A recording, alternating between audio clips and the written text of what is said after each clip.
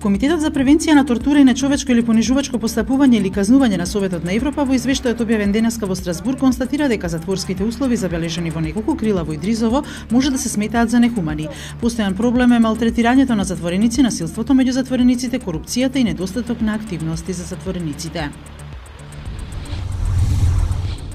Болните од дијабетес бараат Агенцијата за лекови да каже од каде се набавува инсулинот, дали гарантира за неговата безбедност и каде е испитуван оној инсулин што го користат пациентите во Македонија. Тие најавија дека ќе бараат прецизна морална и кривична одговорност доколку агенцијата не одговори. Агенцијата изминатата недела вршела засилена инспекцијска контрола и детално ги проверувала сите серии на инсулини кои ги носат дистрибутерите, поради што има недостаток на инсулин во повеќе градови. Лидерот на палестинското исламско движење Хамас Исмаил Ханија изјави дека во преговорите со посредство на Египет постигнале договор со ривалската Фатах на палестинскиот председател Махмуд Абас за условите за контрола на појасот Газа. Хамас владее во Газа повеќе од една деценија откако со сила ја презеде контролата од силите лојални на умерената секуларна Фатах.